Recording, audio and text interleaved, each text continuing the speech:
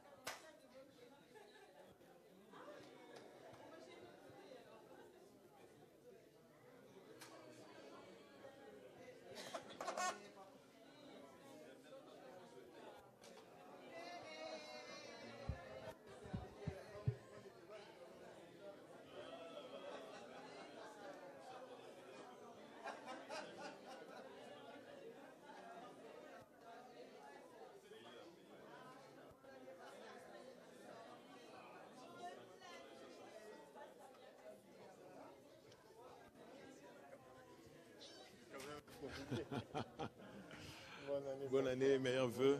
Hein? Cette année, beaucoup de mariages.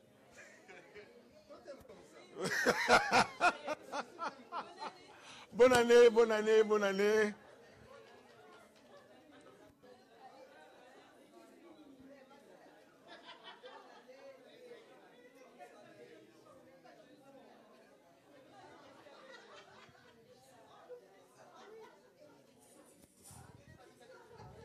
Alléluia.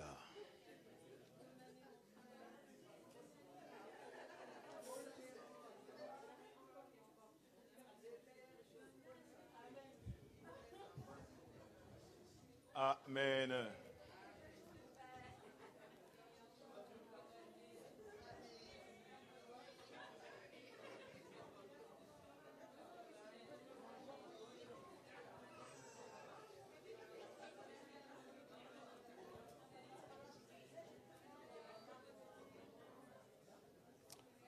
Bien, nous allons prendre nos Bibles.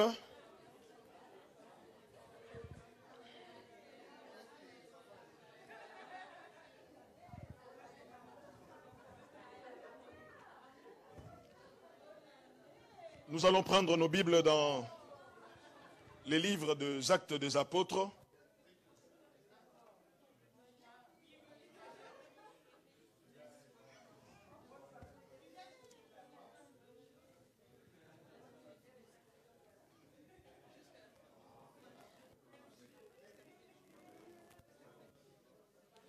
Nous allons prendre nos Bibles dans les livres des Actes des Apôtres. Pour ceux qui ont leur Bible en version papier, vous le prenez. Ceux qui ont de tablettes avec le téléphone, avec l'application YouVersion, où vous avez une Bible dans votre l'application d'une Bible dans votre téléphone.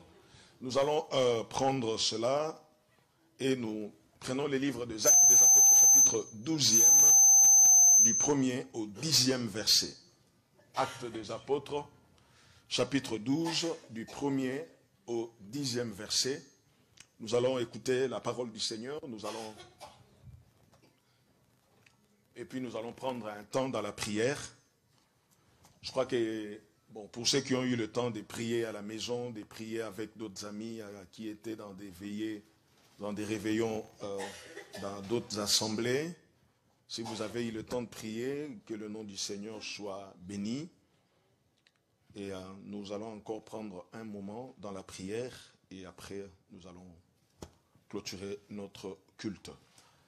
Actes des Apôtres, chapitre 12, du 1er au 10e verset. La Bible dit ceci.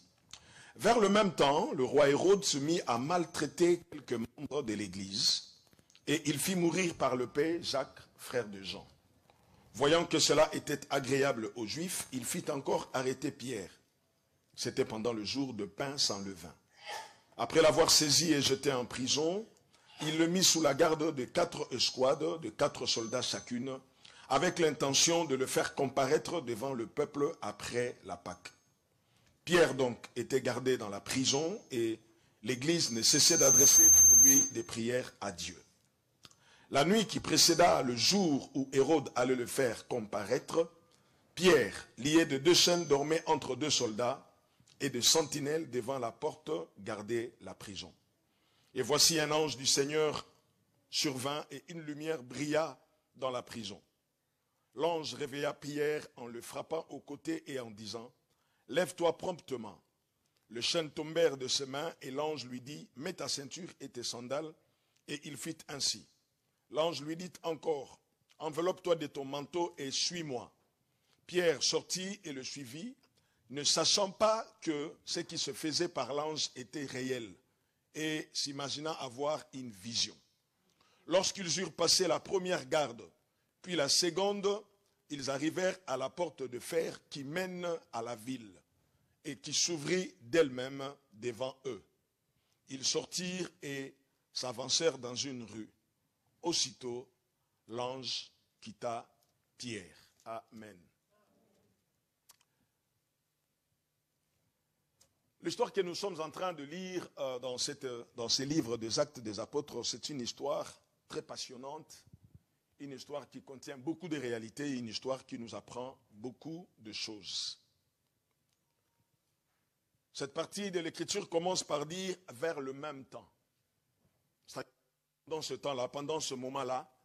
Alors quand on commence par dire « vers le même temps », il est quand même intéressant de savoir pourquoi on a mentionné ça comme ça, pourquoi on l'a introduit comme ça, qu'est-ce qui a caractérisé ce temps-là. Si vous lisez les Écritures, vous allez vous rendre compte que nous sommes à une période où l'Église est en train de s'étendre. L'Église est en train de s'étendre, l'Église est en train de vivre des choses merveilleuses. Les choses merveilleuses. Mais en même temps, l'Église est en train de passer par des moments très difficiles. Très difficiles parce que c'est à l'époque de la persécution. C'est à l'époque de la persécution.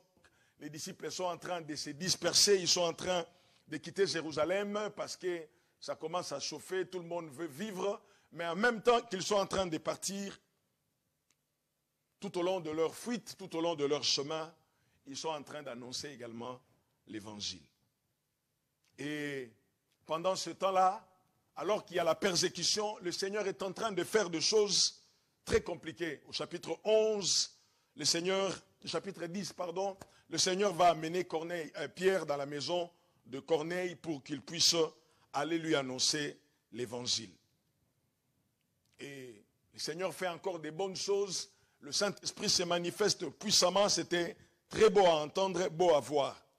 Mais la Bible dit qu'alors que l'Église est en train d'évoluer comme ça, ils sont également en train de vivre un temps de crise, un temps de famine, où les prophètes de Jérusalem ont annoncé qu'il y aurait une grande famine. Et les disciples sont en train de faire le nécessaire pour aider les chrétiens qui n'ont pas beaucoup de moyens. Et la Bible dit, c'est pendant ce temps-là, où l'Église est en train de vivre, on va dire, son apogée, l'Église est en train vraiment de se développer. L'Église est en pleine croissance, on voit la puissance de Dieu, on expérimente la grâce de Dieu. Il y a la persécution en même temps, et comme vous le savez bien, la Bible dit que grâce nous a été faite par rapport à Christ, non seulement de croire, mais aussi de souffrir avec lui.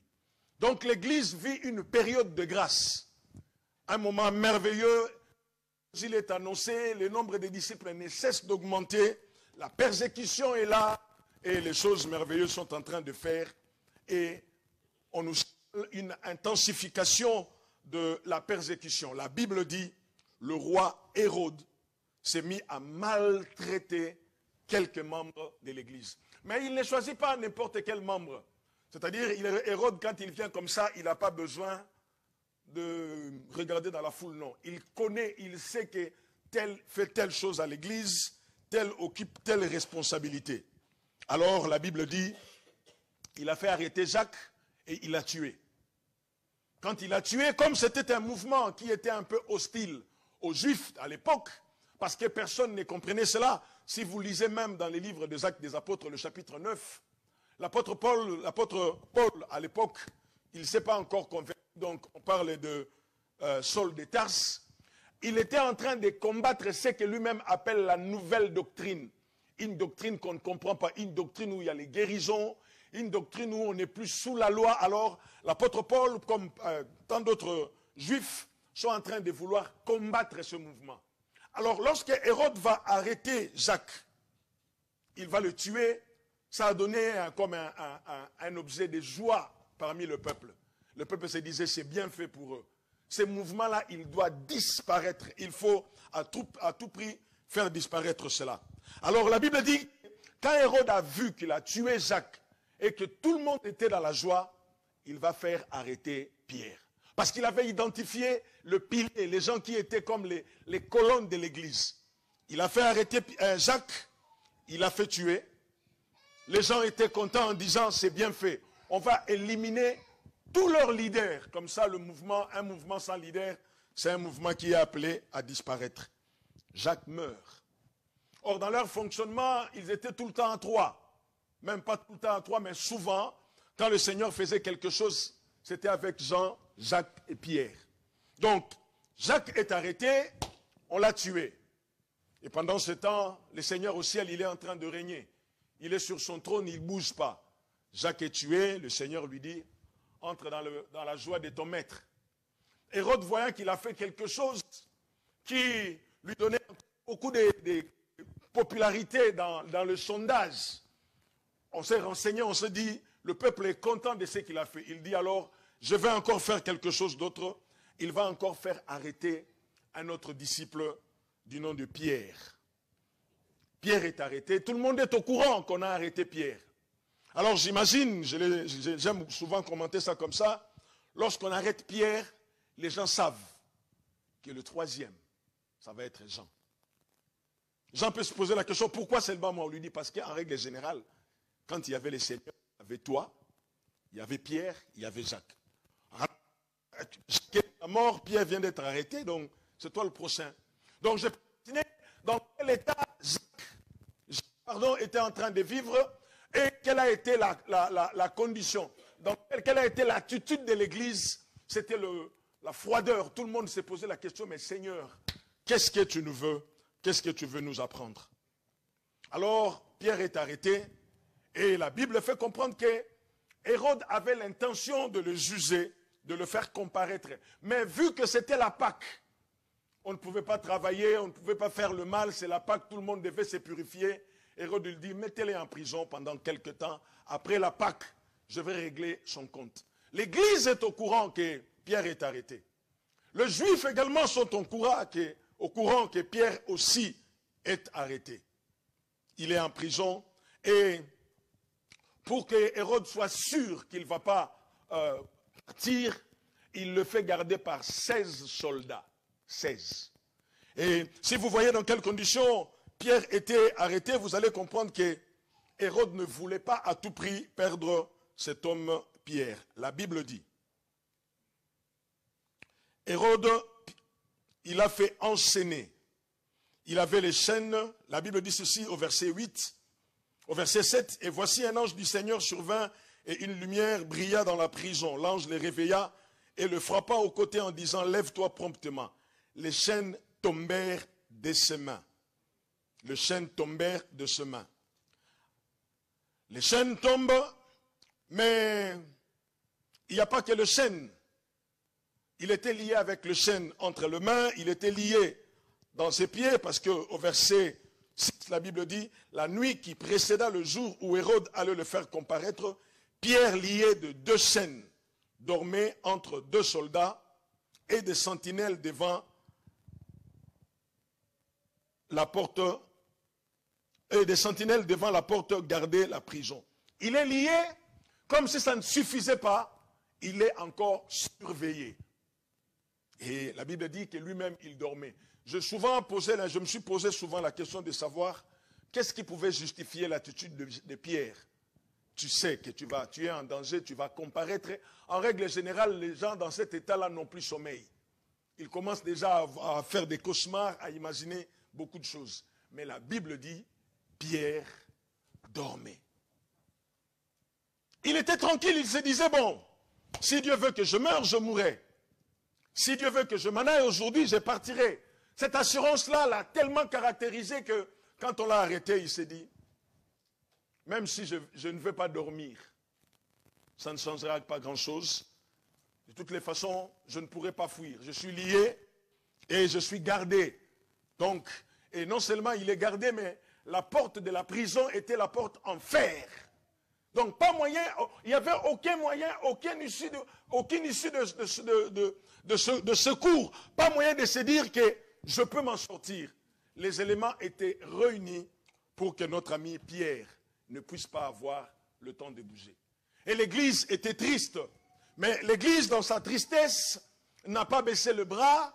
L'église, dans sa tristesse, ne s'est pas pris à Hérode en disant, il est en train de nous combattre inutilement. La Bible dit que l'église ne cessait de prier pour Pierre. Je ne sais pas comment il s'était organisé pour faire la prière. Peut-être qu'il faisait des prières par tranche, des chaînes de prières. Il y en a qui commencent de 8h à 10h. Il y en a qui prennent le relais de 10h à 12h, je ne sais pas. Mais en tout cas, la Bible fait seulement mention en disant que l'Église ne cessait de prier pour lui. Bien-aimés dans le Seigneur, il est important que nous puissions savoir que l'année 2023 peut être différente de l'année 2022. Ça, c'est sûr. Déjà, en termes d'année, nous l'appelons 2022-2023. Les chiffres des gens font la différence. Mais vous devez savoir que le temps dans lequel nous sommes en train de vivre dans ce monde ne nous épargne pas de connaître des moments difficiles. Nous les connaîtrons quand même. Que nous le voulions ou pas, nous connaîtrons des moments difficiles. Si l'Église, dans son début, a connu des moments difficiles, si des gens qui ont marché avec Jésus, des personnes qui ont mangé avec Jésus, des personnes qui ont passé la nuit avec le Seigneur, ont connu ce moment difficile, l'Église du temps de la fin ne sera pas épargnée. Amen. Nous connaîtrons cela parce que c'est évident. La Bible dit que c'est une grâce de souffrir. Parce que c'est une grâce d'être en vie, parce que c'est une grâce d'être en bonne santé, parce que c'est une grâce de connaître des bonnes choses, c'est aussi une grâce de souffrir. Mais disons-nous la vérité, c'est que personne sur la terre n'aime la souffrance. Nous ne l'aimons pas, mais la vie que nous voulons mener va nous amener à connaître des moments de difficulté. La Bible dit que ceux qui veulent vivre pieusement en Christ seront persécutés. Nous voulons être cette église-là qui marche à la lumière de Dieu. Nous voulons être cette église-là qui marche en Christ. Nous voulons être cette église-là qui annonce l'évangile, qui témoigne son attachement à Dieu. Alors, parce qu'il en est ainsi, nous devons savoir que le moment difficile, nous allons le connaître. Ces moments difficiles ne seront pas seulement physiques. Ça peut être aussi des moments, ça peut être aussi spirituel, ça peut être aussi financier. Mais bref, ce que nous devons savoir, c'est que nous connaîtrons des moments difficiles. Mais l'attitude des membres de l'Église est très intéressante. L'Église avait pris conscience que Pierre, il est gardé en prison. Alors nous, l'Église, nous devons également chercher à les garder en prière. Jacques est déjà mort. Le Seigneur n'a rien fait du tout. Le Seigneur n'a pas délivré Jacques. Je me suis posé la question, pourquoi le Seigneur n'a rien fait? Le Seigneur n'a rien fait peut-être parce que l'Église n'avait rien fait. Le Seigneur a permis cela parce que peut-être que l'Église était distraite, j'en sais rien. Mais je peux me permettre de croire que quand je vois le résultat de la prière de l'Église qui a permis à Pierre de sortir, je peux me permettre de dire que si, quand Jacques était arrêté, si l'Église avait prié, Jacques allait être délivré. Bien-aimé, la force de l'Église, ça ne se trouve pas dans les relations. La force de l'Église ce n'est pas dans les connaissances, mais la force de l'Église, c'est dans la prière. C'est quand nous sommes à genoux que nous pouvons prétendre que nous sommes debout. C'est quand nous savons nous agenouiller devant le Père que nous pouvons nous permettre de dire nous serons debout devant toute situation. Jacques est mort, cette fois-ci l'Église il a dit non. Si Jacques est mort, on accepte, ce n'est pas grave, mais quant à Pierre, il ne va pas mourir. La Bible dit l'Église ne cessait d'adresser pour lui des prières. Oh, même si nous allons connaître des moments difficiles, même si nous allons connaître des moments de gloire, des moments où tout va bien, où tout est meilleur pour nous, Église, n'oublions pas de fléchir nos genoux devant le Père. C'est ça notre force. C'est par là que nous tirons notre énergie, qui nous permet d'avancer, qui nous permet d'aller loin. Oh, j'aimerais attirer l'attention de l'Église et leur dire que cette année, nous allons avancer encore à genoux. Nous allons avancer, nous allons progresser, mais à genoux. Je l'ai dit et je le répète encore ici, il est possible que quand tu marches tout en étant debout, que tu puisses trébucher. Mais celui qui reste à genoux ne trébuche point. L'Église a compris cela. L'Église ne cessait d'adresser des prières à Dieu pour Pierre. Qu'est-ce qu'il disait? Peut-être qu'il disait, Seigneur, interviens. Seigneur, agis. Pendant ce temps-là, Pierre, il est toujours enchaîné, il est toujours lié. Ça serait une aberration de notre part de croire que quand nous prions, les choses se passent automatiquement du tic au tac. Non. On peut prier pour quelque chose, ça peut prendre quelques heures, ça peut prendre 1 heure, ça peut prendre 2 jours, ça peut prendre aussi des années. Mais la Bible souligne en disant, l'Église ne cessait d'adresser pour lui des prières à Dieu. Quelles que soient les choses, quelles que soient les conditions, quelles que soient les situations dans lesquelles nous allons évoluer, bien-aimés, ne cessons pas d'adresser des prières à Dieu. Que ce soit pour des problèmes personnels, que ce soit pour des problèmes de famille, que ce soit pour des problèmes de l'Église. Apprenons à cette Église et continuer à prier. La Bible dit, pendant qu'ils étaient en train de prier, Pierre était en train de dormir, le soldat était en train de surveiller. Mais ce qui est intéressant dans leur prière, c'est de voir que leur prière a produit des effets.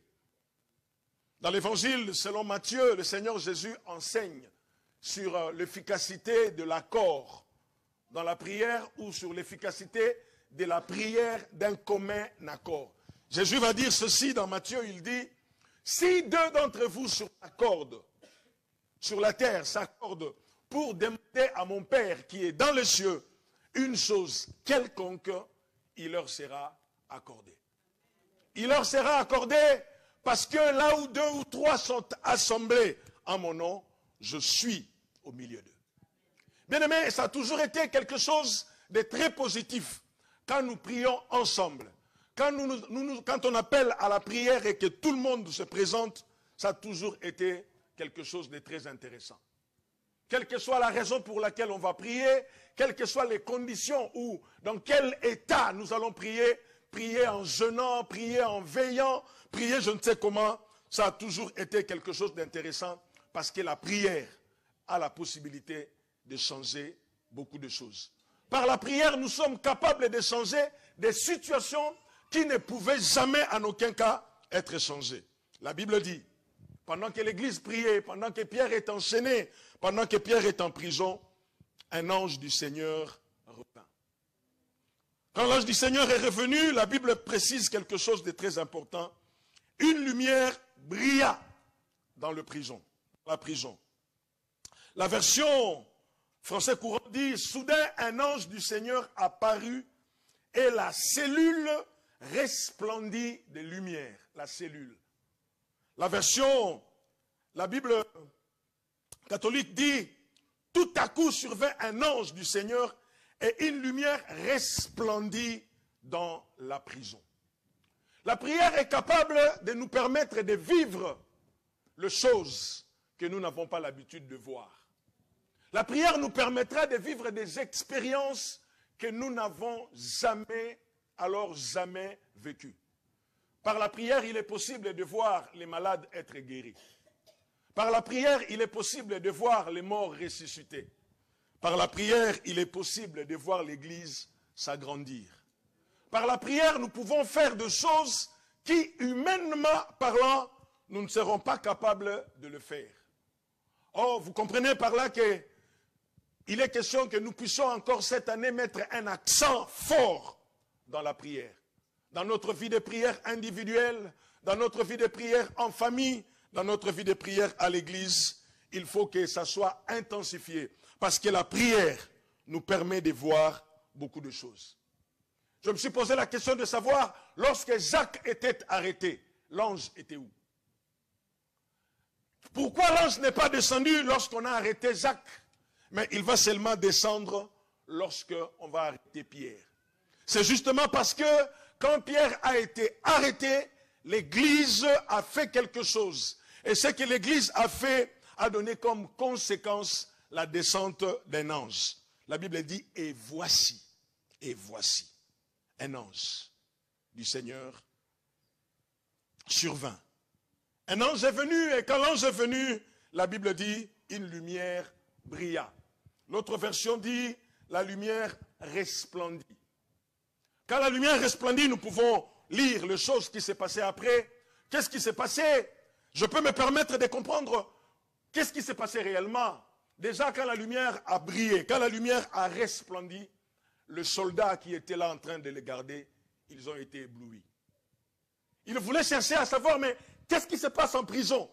Mais qu'est-ce qui se passe? La lumière est en train de briller. Donc, du coup, ils ne peuvent pas voir réellement qu'est-ce qui se passe. Parce qu'ils ne s'y attendaient pas. Ils n'ont pas porté des lunettes anti-soleil ou anti-brillance. Ils n'ont pas pensé à cela.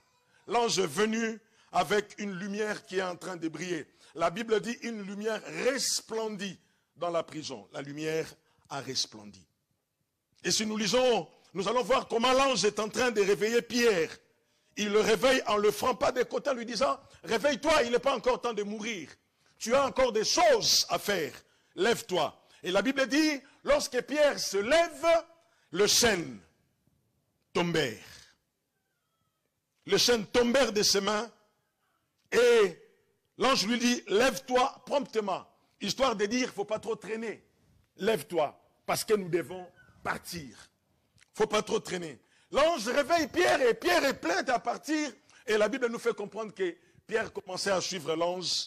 L'ange est sorti. Tout à coup, un ange du Seigneur, tout à coup survint un ange du Seigneur et une lumière resplendit dans la prison. Soudain, un ange du Seigneur apparut et la cellule resplendit. Nous avons besoin de voir des choses, comme je dis, des choses surnaturelles. Mais vous devez comprendre que chose, c'est que des choses surnaturelles ne viennent que du ciel. Jésus a dit, si deux d'entre vous s'accordent sur la terre pour demander une chose quelconque à mon Père, il leur sera accordé. Vous allez comprendre dans l'histoire de l'Église, dans les livres des Actes des Apôtres, la Bible dit, alors qu'ils persévéraient tous d'un commun accord, persévéraient dans la prière, tout à coup il vient du ciel un bruit. Des bonnes choses dont on a besoin aujourd'hui ne peuvent venir que du ciel. La délivrance dont nous pouvons avoir besoin, ou la délivrance à laquelle nous pouvons aspirer, ne peut venir que du ciel. L'apôtre Jacques va écrire en disant, tout don parfait et toute grâce excellente descend d'en haut, du Père des Lumières, ce qui n'y a ni variation, ni changement, ni ombre de variation. Les bonnes choses sont au ciel, il n'y en a pas sur terre. Donc si nous voulons cette année voir des bonnes choses, apprenons à nous adresser au ciel. Mettons-nous d'accord. En famille, mettons-nous d'accord. Dans le couple, mettons-nous d'accord. Dans l'église, mettons-nous d'accord pour demander des choses qui viennent du ciel. Les choses qui viennent du ciel apportent la vie. Des choses qui viennent de la terre n'apportent pas la vie. Voilà pourquoi dans Colossiens, l'apôtre Paul le disait, aspirez aux choses d'en haut. Les disciples n'avaient pas de relation. Déjà, ils étaient hostiles aux Juifs. Ils ne pouvaient pas aller plaider auprès d'Hérode. Hérode n'allait rien faire. Sur la terre, ce qui leur était réservé, c'était la honte, l'humiliation. Mais au ciel, il y avait des choses auxquelles ils pouvaient espérer. les choses merveilleuses, les choses excellentes ne sortent pas de la terre, ça descend d'en haut, du Père de lumière. Ce qui n'y a ni changement, ni ombre de variation. Tout à coup survint un ange du Seigneur et une lumière resplendit dans la prison.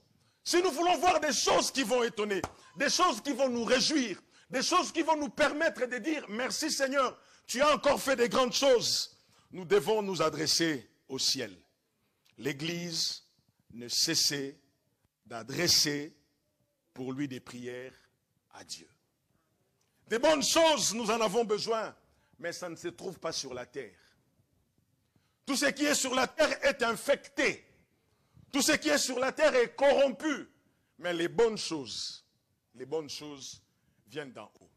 Lorsque l'ange va venir, la Bible dit, une lumière brilla dans la prison. L'autre version, comme je vous ai dit, l'a dit, la lumière resplendit. Resplendir veut dire tout simplement briller avec beaucoup d'éclat. Quand il y a eu ce resplendissement-là, la Bible nous fait comprendre que les soldats n'ont pas pu faire quelque chose. Ça c'est un. Deuxièmement, les chaînes se sont brisées. On ne les a pas déverrouillées, on ne les a pas forcées, mais le resplendissement de cette lumière a fait que les chaînes ont tombé. L'ange n'a rien fait. La Bible dit les chaînes tombèrent. La lumière a brillé très fort. La lumière resplendit. La lumière a brillé tellement que la prison en fut remplie. Le resplendissement veut seulement dire grand éclat qui brille sous l'effet de la réflexion de la lumière. L'ange est venu avec la lumière et ça a provoqué que la cellule où il a été enchaîné puisse être éclairée. Le resplendissement, c'est la lumière abondante et pure qui est répandue par un astre, par une étoile, par le soleil. Ce qui veut dire que quand l'ange du Seigneur apparaît dans la prison, c'est le Seigneur lui-même qui est là. Et il brille, les choses vont changer. Pierre est en train de dormir, il attend seulement la sentence. Mais au lieu de la sentence, on le réveille, on lui dit « Lève-toi promptement ». Pierre ne s'y attendait pas. Et pendant tout ce temps-là, l'Église continue de prier. Et Hérode est en train d'attendre que la Pâque passe. La Bible souligne en disant ceci. La Bible dit, la nuit, qui précéda le jour où Hérode allait le faire comparaître. Donc les choses se passent la nuit, dans un moment sombre, dans un moment où il n'y a pas d'espoir, dans un moment où on se pose beaucoup de questions. Vous savez, la Bible dit, dans le livre des psaumes, la nuit vient le pleur, le matin les allégresses. Et dans la vie de tout homme, il y aura une nuit, il y aura un matin. C'est comme ça que Dieu a créé les choses. Il y a eu une nuit et il y a eu un matin. Et le psalmiste dit, la nuit c'est le pleur, le matin c'est la joie. Ce sont les allégresses. Mais ici, la Bible dit la nuit, il n'était pas encore le matin, la nuit même là. Alors qu'Hérode Satan, il dit, bon, demain on va juger Pierre et je vais encore le tuer. J'imagine, on a préparé toutes les choses. On a préparé l'endroit où ça va se dérouler. On a mis tout ce qu'il fallait mettre. On attendait seulement que le jour arrive. Mais la Bible dit, la nuit où Hérode devait, la nuit qui précède le jour. La nuit qui précède le jour. Il est possible que même dans la nuit, nous puissions vivre le miracle.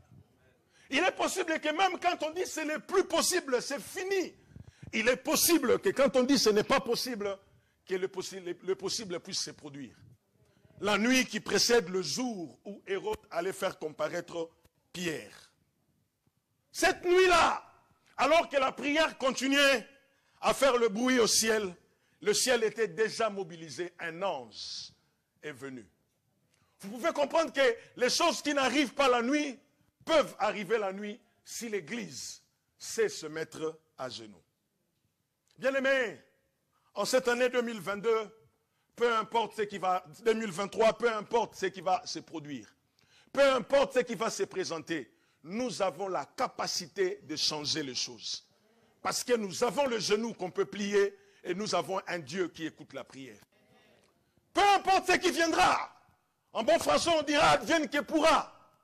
On n'a pas peur. Même si c'est la prison, même si ce sont les persécutions, nous savons qu'avec la prière, les choses peuvent changer. Avec la prière et un Dieu qui écoute la prière, les choses peuvent changer. Soudain, un ange du Seigneur apparut et la cellule resplendit de lumière. C'est la nuit, on ne voit rien. Les seules personnes qui peuvent voir des choses, c'est des militaires. C'est des soldats qui viennent avec leur torse pour éclairer. Mais Pierre, en tout cas, ne voit rien. Mais alors qu'il n'est pas censé voir, alors que c'est la nuit et qu'on ne peut rien voir, la Bible dit, une lumière brilla. C'est possible quand le monde va dire que cette année c'est chaud.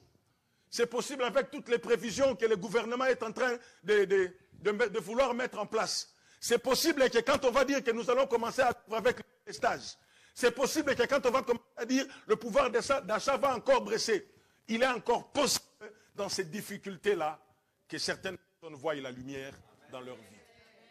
N'ayez pas trop peur de ce qui va se passer cette année, mais soyez confiants qu'avec la prière et un Dieu qui exauce la prière, la lumière peut briller encore. Si l'année passée, vous n'avez pas vécu la brillance de la lumière, si cette année, vous êtes encore en train d'appréhender la même chose, laissez-moi vous dire, nous pouvons changer la donne. Il est possible de changer la donne avec la prière. L'Église ne cessait. L'Église ne cessait et nous voyons le résultat. La lumière a brillé. Voilà pourquoi, bien-aimés dans le Seigneur, je vais me donner le luxe de vous dire que cette année, nous la déclarons l'année des resplendissements. L'année des resplendissements. Nous allons voir les resplendissements de tous côtés. Cette année, nous allons voir. Si l'année passée, c'était la gloire, toi, tu ne l'as pas vu. Ce n'est pas un problème. Mais cette année, je vous parle de la part de Dieu, c'est le resplendissement. Le resplendissement de manière surnaturelle. Rien n'était prévu, rien n'était vu, rien n'était attendu. La Bible parle de soudain. Dans une autre version, on dit tout à coup. C'est des expressions qui prouvent que les choses n'ont pas été attendues. Les choses inattendues peuvent arriver dans la prière. Et je vous dis, le resplendissement est possible. Cette année, j'aimerais encourager quelqu'un pour te dire, il est possible que dans la souffrance, tu puisses resplendir. Alors, ce resplendissement n'est pas seulement sur le plan spirituel. Le resplendissement de tous côtés. Le resplendissement à tous égards. J'aimerais que tu saches, toi étudiant, il est possible que cette année, tu vives le resplendissement. J'aimerais te dire, toi stérile, qui pendant longtemps tu as cherché à avoir un enfant, cette année tu vas vivre les resplendissements. Je dis que le resplendissement, c'est l'état de ce qui brille avec éclat. Ça brille, mais il y a de l'éclat. Ça fait un plus. Ça peut briller, il y a briller. Devant moi, j'ai au moins 8 luminaires ici. Tous les 8 brillent. Mais je peux voir qu'est-ce qui est en train de m'éblouir. Et je ne peux pas le regarder. Mais il y en a d'autres, je suis en train de le regarder là, ça ne fait absolument rien. Mais il y en a deux autres que je ne peux pas regarder. Parce que cette brillance, il y a trop d'éclat. Je ne peux pas le regarder. Et le resplendissement, c'est justement briller, mais avec de l'éclat. L'ange du Seigneur est venu et la cellule a resplendi de lumière. Au point où les soldats n'ont rien vu. Oh, laisse-moi te dire qu'il est possible, avec le resplendissement, que tes ennemis ne comprennent rien. Laisse-moi te dire qu'avec le resplendissement, tes adversaires ne comprendront rien. Laisse-moi te dire qu'avec le resplendissement, même toi, tu ne comprendras rien. La Bible dit, lorsque les choses se passaient, Pierre pensait que c'était une vision. Pour lui, c'était une vision. Mais qu'en est-il de ceux qui étaient dans la maison? Ceux qui étaient dans la maison ne s'y attendaient pas non plus. Ils sont seulement en train de prier. Pierre a tellement vécu le resplendissement que lorsqu'il va aller à la porte de là où les gens étaient en train de prier, quelqu'un vient voir, il dit, j'ai vu Pierre. L'autre dit non, c'est son ange. Il a tellement brillé qu'on s'est dit non, ça ne peut pas être un homme, parce que ce n'est pas normal. Bien-aimés dans le Seigneur, je suis en train de vous dire de la part du Seigneur, 2023, nous allons resplendir. Nous allons resplendir sur le plan individuel et nous allons resplendir sur le plan collectif. L'Église va connaître le resplendissement. Nous allons briller. Une lumière abondante et pure, répandue par un astre. Si le Seigneur est pour nous le soleil, nous sommes des étoiles. Et nous allons briller. Non seulement nous allons briller, mais ça va être un resplendissement. Un grand éclat qui brille sous l'effet de la réflexion de la lumière. Or, Jean chapitre 6, Jésus va dire, je suis la lumière du monde. Parce qu'il brillait, nous allons resplendir.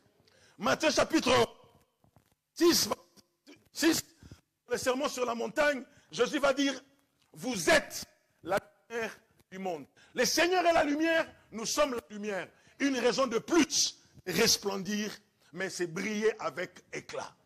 Oh, j'aimerais que cela puisse être votre pensée toute cette année. Marchez avec cela, priez pour cela, priez que le resplendissement de votre vie soit quelque chose de réel. Le resplendissement apporte le miracles. Le resplendissement apporte l'étonnement. Le lendemain, quand on est venu chercher Pierre, il n'était plus là. Avec le resplendissement, là où la vie t'a laissé, là où la vie t'a condamné, tu vas te déplacer. Avec le resplendissement, ceux qui disaient que demain c'est ton jour, ils vont se rendre compte qu'ils ont fait une dépense inutile. Laissez-les préparer l'endroit où on va te pendre. Laissez-les acheter une épée nouvelle pour te décapiter. Avec le resplendissement, ils vont se rendre compte qu'ils ont dépensé de l'argent. Avec le resplendissement, ce qui n'était pas possible, ce qui n'était pas envisageable, sera envisageable. Parce que l'Éternel interviendra. Et voici, un ange du Seigneur survint avec une lumière. Oh, bien-aimé, je n'ai pas besoin que je puisse beaucoup parler. Je vais inviter l'Église à lever seulement les mains, à nous mettre debout. Et nous allons commencer à prier Dieu par rapport à sa pensée de l'année, les resplendissements. Tu diras à Dieu, ça ne va pas rester un slogan qu'on va afficher dans le mur. Ça ne va pas rester un slogan, ça ne va pas rester un cri ou une prédication du 1er janvier. Mais ça va être quelque chose que je vivrai, le resplendissement. Le resplendissement a étonné même Pierre lui-même. Pierre qui dormait se disant, je vais partir. Le resplendissement à tous égards, sur le plan professionnel, le resplendissement est possible. Sur le plan de la santé, quelle que soit la maladie qui a été diagnostiquée, je t'informe que cette année, c'est le resplendissement.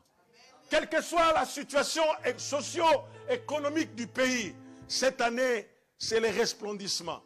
Si Jacques était mort, Pierre ne mourra pas. Pourquoi Pierre ne mourra pas? Parce que sa cellule va resplendir.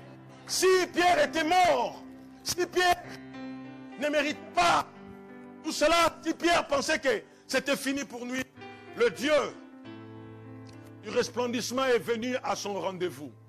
Alors, tu as peut-être beaucoup de projets et quand tu te regardes, tu t'observes et te dis, ce n'est pas possible. Parce que tu regardes, tu tiens compte de la réalité. Mais laisse-moi te dire, avec le Seigneur, le resplendissement change les choses. Nos mains levées, j'aimerais qu'une personne commence à prier. Dire à Dieu merci, parce que tu me promets le resplendissement. Et toi-même dis à Dieu, Seigneur, cette année je veux vivre le resplendissement. Je veux briller, ça va briller fort, ça va éblouir les adversaires. Mais moi je verrai le miracle. Ça va éblouir mes ennemis, mais moi je verrai le miracle. Ça va étonner les soldats qui sont là pour me garder. Ça va étonner, mais moi je vivrai. Même si je serai surpris, mais je vivrai cela. Les rebondissements, le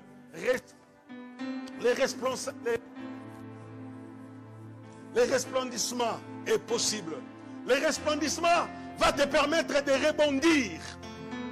Le resplendissement va te permettre de sortir là où toutes les portes sont fermées. La Bible dit, les portes s'ouvrirent d'elles-mêmes parce qu'il y a eu le resplendissement. Parce qu'il y a eu le resplendissement, les portes ont été ouvertes. Pierre n'a pas besoin de forcer parce qu'il a connu le resplendissement. Il ne force pas les portes. Il ne trouve pas là, il ne cherche pas la clé, mais les portes s'ouvrent d'elles-mêmes. Ah, commence à dire à Dieu, je le vivrai cette année. Tu n'auras pas beaucoup d'efforts à fournir, les portes vont s'ouvrir. Tu n'auras pas beaucoup d'efforts à fournir, les portes vont s'ouvrir. Tu n'auras pas beaucoup d'efforts à fournir. Le seul effort à fournir pour toi, ça sera de faire descendre du ciel un ange. Tu n'auras pas beaucoup d'efforts à fournir. Tu auras juste besoin de prier Dieu.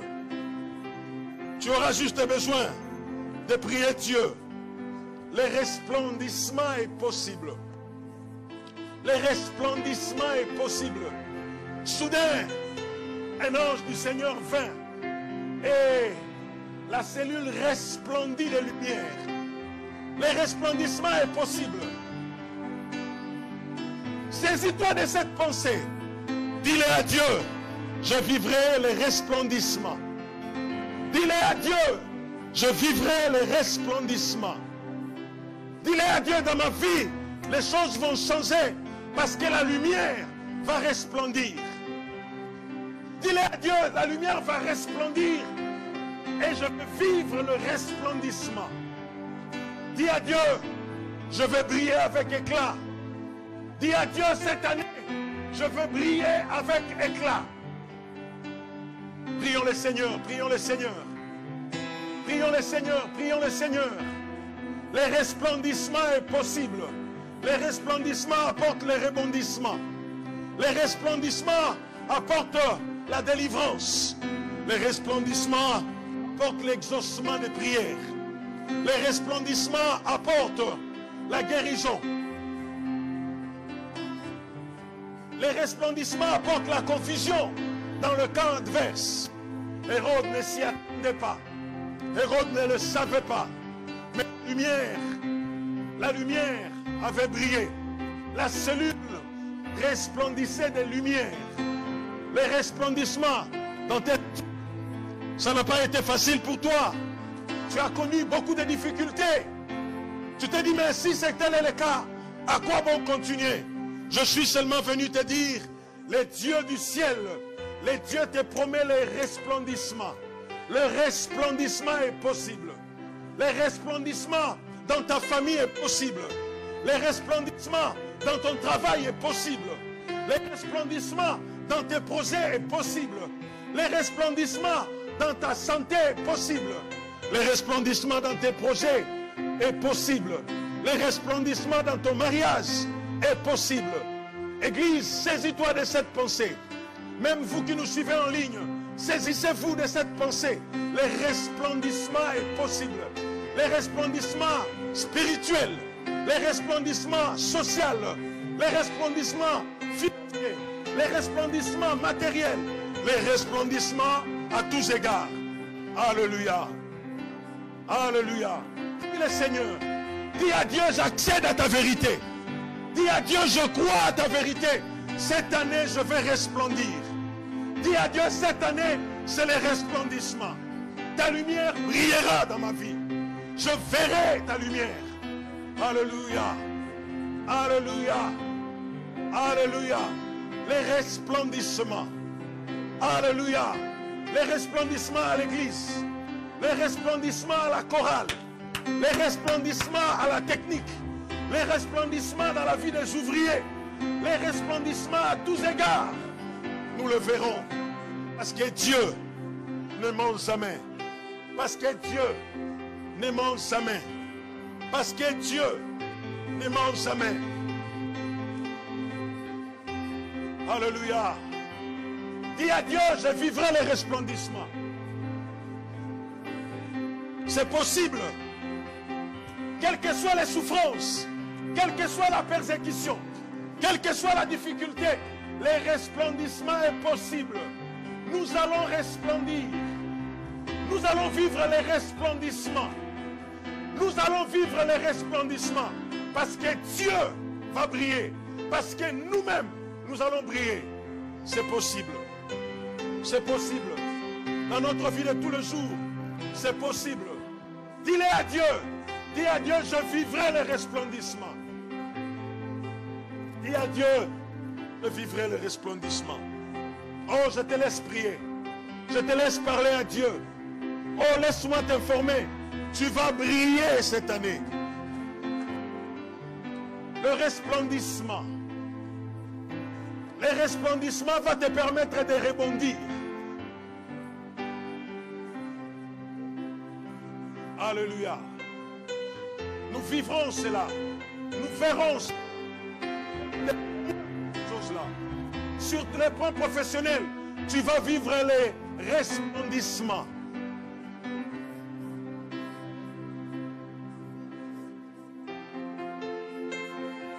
Peut-être que ce n'est pas possible. Peut-être qu'on t'a fait savoir que ce n'est pas possible. Mais avec les resplendissements, c'est possible. La condition dans laquelle Pierre était enchaîné, il ne pouvait en aucun cas sortir. Mais avec les resplendissements, il en est sorti. Il est sorti. Les portes sont ouvertes toutes seules. Lui, il est sorti. Alors que c'était impossible, ceux qui priaient dans la maison ont vu ce qui n'était pas croyable, au point qu'ils ne voulaient pas croire à leur prière. Alléluia. Nous te bénissons, Adonai.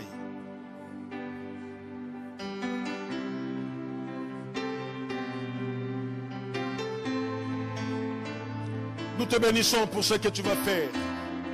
Tu le feras pour nous, tu le feras avec nous et tu le feras en nous. Le resplendissement, Seigneur Dieu, ta lumière va briller. Le resplendissement qui vient du ciel, qui change la situation, qui étonne, qui surprend, c'est notre partage cette année. Les resplendissements qui permettent les rebondissements, c'est notre partage cette année. Alléluia. Alléluia. Je te fais confiance, Père.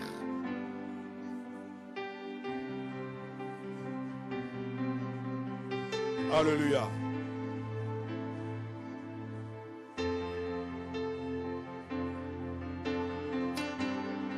Nous allons garder un moment de silence devant Dieu.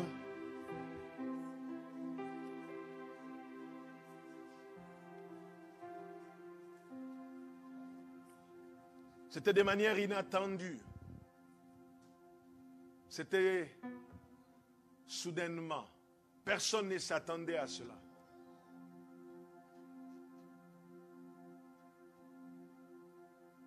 Les choses qui viennent d'en haut surprennent toujours. Je parle d'un resplendissement qui vient du ciel. Je parle d'un resplendissement que Dieu a promis. Je parle d'un resplendissement qui descend d'en haut. Alléluia. Seigneur éternel, notre Père et notre Dieu, pourquoi ne pas te dire merci? Pourquoi ne pas te témoigner notre reconnaissance? Pourquoi ne pas abonder en action de grâce? Tu es le Dieu qui prévoit toujours des choses pour ses enfants. Cette année, tu nous promets les resplendissements.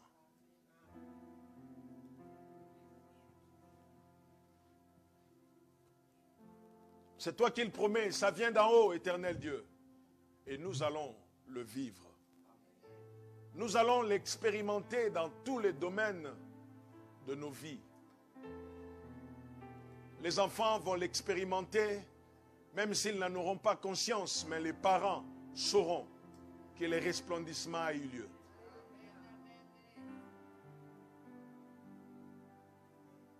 Les adultes vont l'expérimenter. Sur le plan professionnel, nous allons voir cela. Dans la marche de l'Église, dans l'évolution de l'Église, nous allons vivre cela. Parce que quand tu dis des choses, tu ne dis pas pour calmer les gens, mais tu dis des choses que tu vas faire et tu fais des choses que tu dis.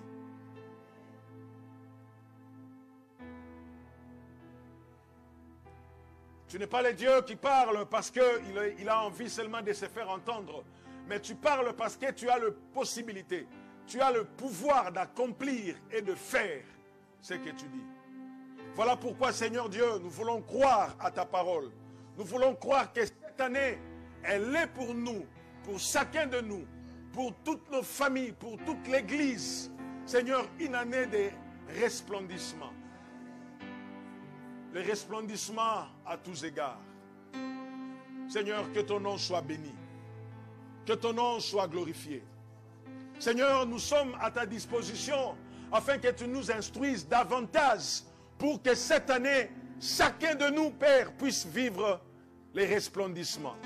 Tu nous enseigneras au travers de tous les prédicateurs qui passeront en ces lieux ce que nous devons faire, ce que nous devons observer pour que nous puissions vivre le resplendissement. Parce que, Seigneur Dieu, au commencement, alors que la terre était informe et vide, tu parlais et la chose arrivait. Si tu parles encore aujourd'hui, c'est que la chose doit arriver. Seigneur, c'est la sémence qui est jetée et nous prions que cette sémence puisse produire des fruits dans nos vies. Dans nos vies, Seigneur, dans tous les aspects, nous voulons voir cela. Sur le plan spirituel, sur le plan humain, nous voulons vivre le resplendissement. Le resplendissement qui a permis à Pierre de se relever. Les resplendissements qui apportent le relèvement. Les resplendissements qui apportent les rebondissements. Les resplendissements qui apportent la restauration. Seigneur, nous allons voir ça cette année. Parce que tu l'as déclaré. Je prie Dieu que toutes les personnes présentes en ces lieux, que toutes les personnes qui seront avec nous cette année, Seigneur Dieu, quand nous arriverons à la fin, qu'ils puissent te dire merci pour les resplendissements. Oh, nous allons faire monter vers toi chaque jour nos actions de grâce, parce que tu as dit quelque chose et tu l'as fait. La vérité sort de ta bouche, personne ne peut la révoquer. Nous croyons que cette année, c'est les resplendissements. Que toute la gloire te revienne. Dans le nom de Jésus, nous avons ainsi prié et nous disons tous Amen.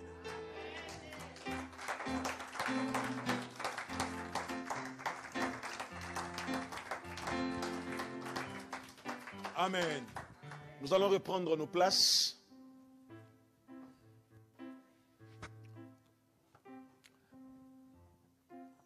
Les paniers des offrandes vont circuler.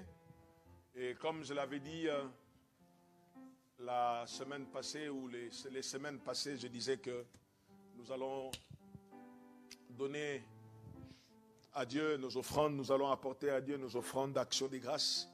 Et comme nous l'avons toujours fait, tout le mois de janvier, ça sera notre mois des actions de grâce, où nous allons donner nos offrandes d'action de grâce, où nous allons passer le temps de dire à Dieu merci pour tout ce qu'il va faire parmi nous. Et je sais que beaucoup de personnes n'ont pas pu venir parce qu'ils étaient en réveillon, il y a eu tout ce qu'il y a pu avoir. Nous bénissons le Seigneur, mais Jésus n'est pas encore revenu et nous sommes encore là. Et nous croyons que nous aurons toujours la possibilité de célébrer le Seigneur dans sa présence. Alors que les paniers des offrandes sur nous donnons ce que nous avons prévu. Si vous n'avez pas apporté votre action de grâce aujourd'hui, nous avons tout ce mois de janvier. De même qu'on dit que c'est le mois de vœux, c'est tout le mois de janvier, c'est également pour nous tout le mois de manifester notre reconnaissance à Dieu. Parce que Dieu nous a fait du bien et Dieu nous fera énormément, énormément du bien. Alléluia. Alléluia. Encore une fois de plus, je vais vous souhaiter bonne année, meilleurs vœux. Que cette année soit pour chacun d'entre nous une année de resplendissement. Vivez les resplendissements dans tous les domaines, dans tous vos projets. Même si vous aviez des projets pour lesquels vous étiez un peu sceptique. Vous vous posez la question, faut-il que je me relance? Faut-il que j'attende? Lancez-vous. Les resplendissements et votre partage. Amen. Que le nom du Seigneur soit béni. Nous sommes arrivés à la fin de notre culte. Le vendredi, nous allons avoir notre culte comme nous en avons toujours. Et nous reprenons nos programmes normaux. Et le Seigneur ne manquera pas de nous faire du bien. Amen. Alors, nous allons nous mettre debout et nous allons clôturer notre réunion. Amen. Nous voulons accueillir une personne parmi nous. Elle est la seule, donc elle ne peut pas passer outre. J'étais déjà prévenu qu'elle allait être là. Nous voulons accueillir... non, il n'y en a pas une. Asseyons-nous s'il vous plaît. Nous voulons accueillir les deux personnes qui sont là parmi nous pour la première fois. C'est votre première fois d'être là, alors ne vous sentez pas mal à l'aise. Bien au contraire, soyez à l'aise, mettez-vous debout et l'église va vous accueillir.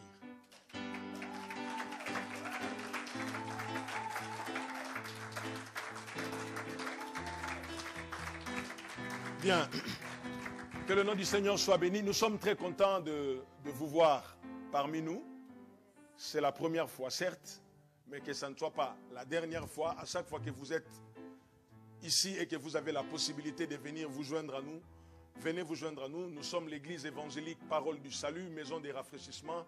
Nous nous réunissons ici tous les vendredis de 19h à 21h et les dimanches de 10h à 12h. Alors, à la fin du culte, ne soyez pas pressés de partir. Venez juste ici devant. Un bien-aimé va vous aborder pour essayer de vous connaître un peu plus, pour vous connaître davantage. Et si vous avez une église où vous priez déjà, continuez à fréquenter votre église, ne l'abandonnez pas. Mais si vous n'avez pas une église où vous pouvez prier le Seigneur, celle-ci peut devenir la vôtre. Et surtout quand vous êtes dans la région, sentez-vous à l'aise de venir prier le Seigneur avec nous. En tout cas, que le Seigneur vous bénisse et n'hésitez pas à venir ici devant à la fin du culte. Mettons-nous debout, nous allons clôturer.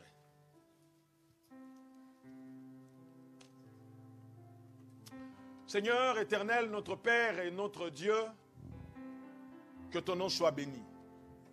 Que ton nom soit béni pour tout ce que tu as prévu pour nous cette année. Que ton nom soit béni pour tout ce que tu vas faire et que tu as arrêté de faire cette année pour ton peuple. Tu as posé la question, j'agirai, qui s'y opposerait? Tu as posé la question, qui a la folie d'obscurcir mes desseins? Seigneur, la réponse, elle est simple, personne. Tu es le Dieu Tout-Puissant et nous t'avons fait confiance. Nous croyons que tu es le Dieu qui est capable de faire tout ce qu'il dit, qui a la possibilité d'accomplir tout ce qu'il promet. Même quand la réalité ne le permet pas, tu es le maître des temps et des circonstances et tu es le créateur, tu créeras. Voilà pourquoi, Seigneur, nous ne pouvons que faire confiance à ce que tu dis. Seigneur, merci de permettre à ton peuple, à partir de maintenant, alors que je suis en train de prier, de commencer à vivre les resplendissements.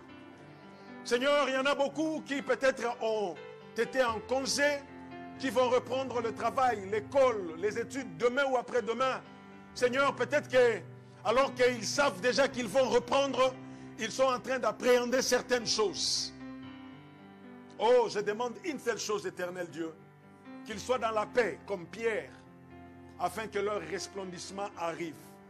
Seigneur, ceux qui ont commencé à désespérer, je prie, Seigneur Dieu, qu'à partir de maintenant, après ces cultes, que l'espoir renaisse, car le resplendissement est possible. Merci, toi qui fais la promesse et qui as la possibilité d'accomplir les choses. Bénis ton peuple éternel Dieu, que cette année soit pour chacun d'entre nous une année de resplendissement. Soyez en paix et que le Dieu qui apporte les resplendissements amène les nécessaires pour que vous puissiez vivre les resplendissements dans votre vie. Soyez bénis dans le nom de Jésus. Amen.